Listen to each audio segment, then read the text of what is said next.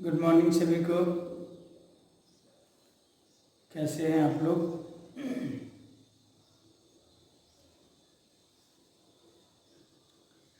चलिए, आप लोग ठीक ही होंगे। हम लोगों ने देख लिया था, डीसी जनरेटर्स के बारे में हम लोग पढ़ रहे थे। डीसी जनरेटर्स के बारे में हम लोगों ने क्लासिफिकेशन ऑफ डीसी जनरेटर्स,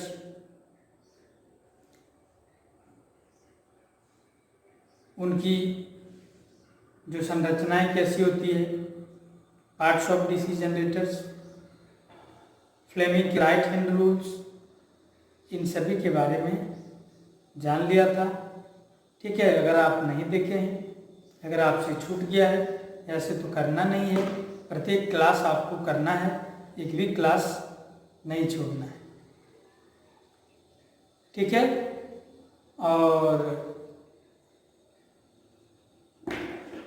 जो है अगर छूट जाता है तो आपको दिक्कत होगी समझने में, इसलिए आप ये कोशिश करें कि प्रत्येक दिन, जिस दिन क्लास होती है उसी दिन उसको ख़त्म कर दें देख के।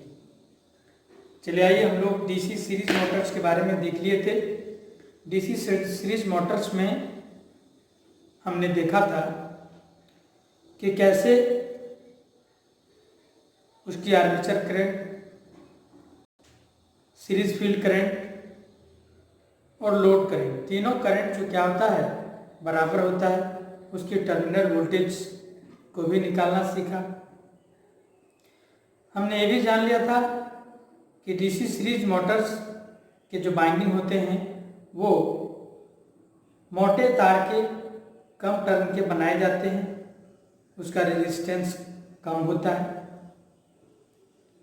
आज हम लोग जानेंगे डीसी शंट मोटर के बारे में कि ये डीसी शंट मोटर में कैसे कैसे होता है कनेक्शन, और कैसे कैसे इसमें load current, shunt field current और आर्मेचर करंट होते हैं। उन सभी के बारे में अभी हम लोग देखेंगे। ठीक है, चलिए आइए, आज हम लोग देखेंगे डीसी शंट।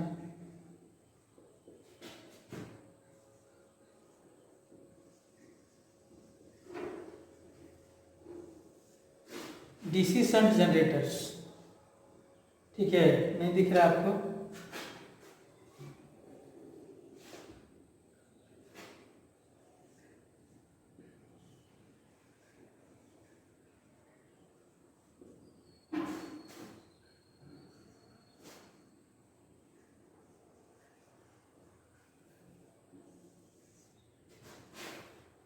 डीसी शंट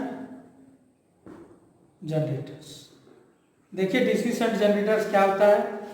हम आपको पहले क्लास में या सेकंड क्लास में बताए थे कि जब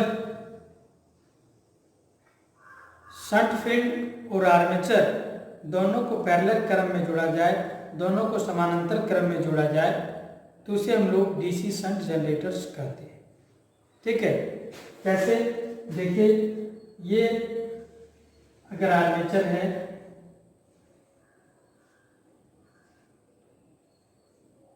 तो इसी के पैरेलल में हम लोग जो है शंट फील्ड को जोड़ेंगे। ये हो गया पैरेलल,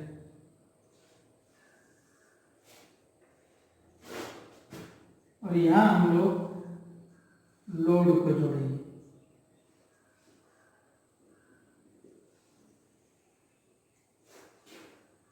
ठीक है, ये जो कनेक्शन हुआ A1, A2, और ये जो कनेक्शन है माने कि यही कनेक्शन यहाँ E1, E2। शंट फील्ड को किससे दर्शाते हैं? शंट फील्ड को हम लोग E1, E2 से दर्शाते हैं और आर्मेचर का A1, A2 से दिखाते हैं। आप यहाँ ध्यान दीजिए कि जो शंट फील्ड का आपको श्रेणी क्रम और समानांतर क्रम में तो अच्छे तरीके से समझ में आ ही रही होगा, क्योंकि हमने जो डीसी सर्किट्स में पढ़ा था कि जब किसी दोनों टर्मिनल एक पॉइंट से और पहला टर्मिनल एक पॉइंट से और दूसरे टर्मिनल दूसरे पॉइंट से जुड़ा हुआ हो तो उसको हम लोग पैरेलल क्रम में देखिए। इसके पहला टर्मिनल दोनों एक बिंदु से जुड़ा हुआ है और इसके दोनों दूसरे टर्मिनल एक बिंदु से जुड़ा हुआ है, यानी कि इस क्रम में जुड़ा हुआ है। देखिए ये कोई रेजिस्टेंस है और ये कोई रेजिस्टेंस है, हम लोग इस तरीके से जोड़ दिए। ये क्या हो गया, ये पैरेलल क्रम हो गया। इसका पहला सिरा पहले, दोनों का पहला सिरा पहला बिंदु से और दूसरा सिरा किससे, दूसरे बिंदु से। इस प्रकार से जुड़े हुए हों तो हम लोग क्या समझेंगे, हम लोग समझेंगे कि ये किस क्रम में जुड़ा हुआ है, पैरेलल क्रम में जुड़ा हुआ है। तो जब शंट फील्ड और आर्मेचर दोनों पैरेलल क्रम में जुड़ा हुआ हो, समानांतर क्रम में जुड़ा हुआ हो, तो हम लोग उसको बोलेंगे डीसी शंट जनरेटर्स। इतना आपको समझ में आ गया कि डीसी शंट जनरेटर्स क्या है। अब देखिए करंट कैसे कैसे जाएगा। करंट सबसे पहले कहाँ बनेगा, अगर मैग्नेटिक फील्ड के बीच आर्मेचर घूम रहा है तो आर्मेचर में ही बनेगा। तो आर्मेचर में बनेगा, आर्मेचर से किधर जाएगा, मान लीजिए इधर निकल रहा है तो इधर जाएगा। तो यहाँ से जो निकला क्या निकला, आई। ये क्या हो गया, आई हो गया। देखिए ये करंट इधर चला गया और इधर भी चला गया। किधर चला गया, ये करंट यहाँ आया और इस बिंदु से दो दिशाओं की ओर बढ़ गया, दो दिशाओं की ओर चला गया। तो इधर जो गया वो क्या कहलाएगा, वो आई एस एच कहलाएगा और इधर जो जाएगा वो आई एल कहलाएगा। जो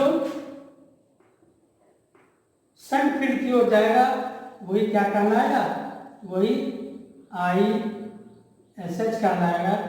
ये इधर से जा करके फिर से इसमें चला जाएगा, ठीक है। और यहाँ से जो करंट जाएगा आई एल, कौन जाएगा, आई एल जाएगा और फिर यहाँ जा करके आई एल क्या होगा, मिल जाएगा। और आप जानते हैं कि जब समानांतर क्रम में जुड़ा हुआ हो तो करंट क्या होता है, करंट बढ़ता है और उसकी जो वोल्टेज होती है, उसकी विभवांतर होती है, वो समान होता है। जैसे आपने यहाँ भी देखा कि इस तरीके से कोई रेजिस्टेंस है,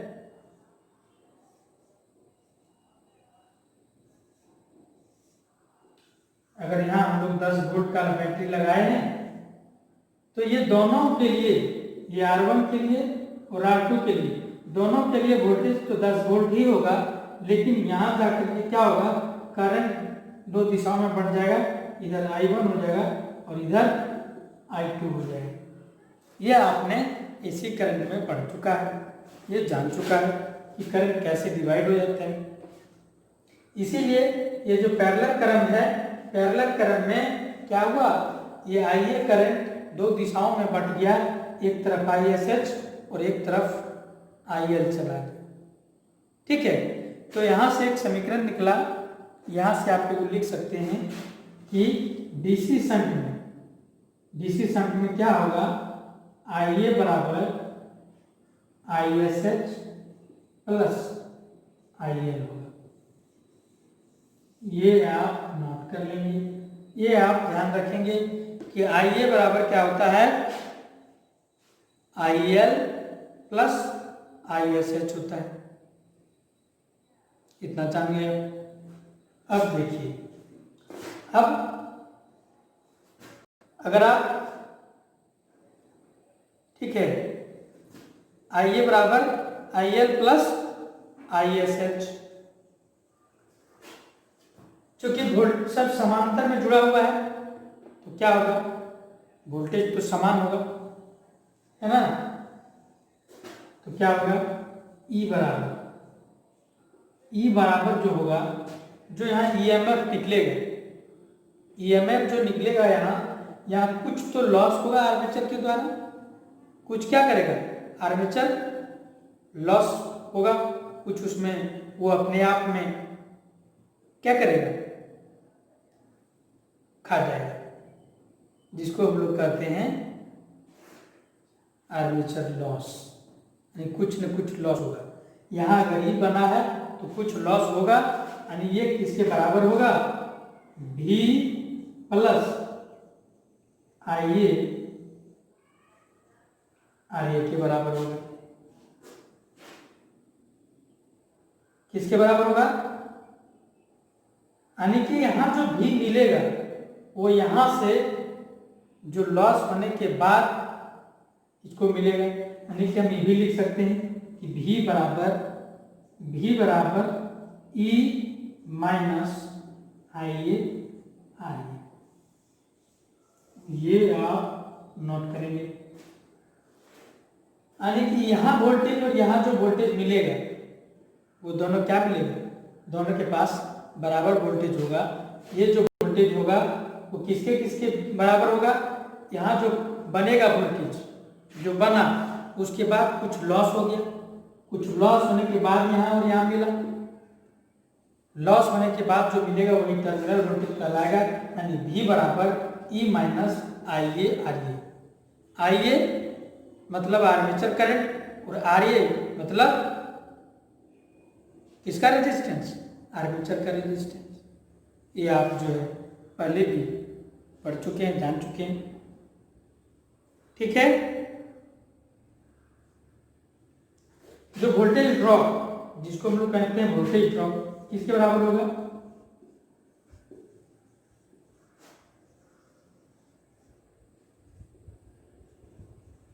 वोल्टेज ड्रॉप जो होगा वो जो ड्रॉप हुआ है यहाँ जो आर्मेचर शो का कौन क्या शो का IR, यही ड्रॉप हुआ, यही नहीं खा गया, तब ना ई में कम होकर के वोल्टेज मिला।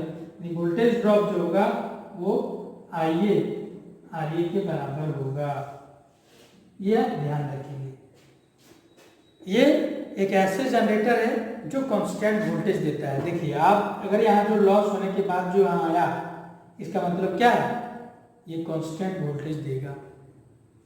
तो इसे हम लोग डीसी शंट जनरेटर्स को कहाँ प्रयोग करते हैं, इसको हम लोग बैटरी चार्जर के रूप में प्रयोग करते हैं।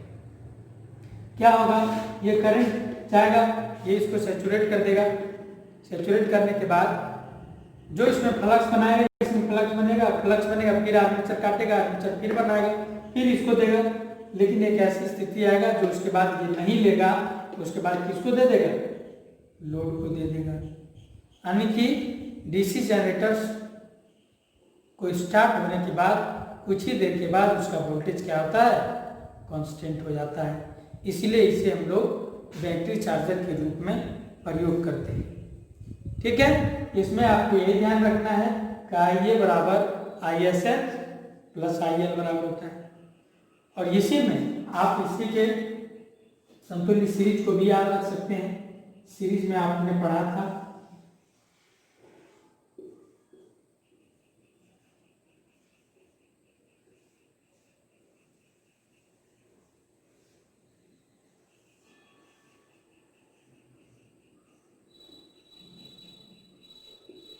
सीरीज में क्या पढ़ा था, सीरीज में जो करंट यहाँ बनता है ये इधर से जा करके ये IA है, इधर भी गया तो यहाँ भी जो है IA ही जाएगा और यहाँ भी IA ही जाएगा। यानी कि जो ISE होगा और जो IL होगा सब क्या होगा, आपस में सब बराबर होगा। यानी कि इसमें क्या था, इसमें IA बराबर ISH बराबर IL, लेकिन इसमें क्या हो गया, इसमें IA बराबर ISH प्लस IL हुआ। यही दोनों में अंतर है, ये आपको याद रखना है। ये डीसी सीरीज है, ठीक है। और इसमें E बराबर क्या था, E बराबर था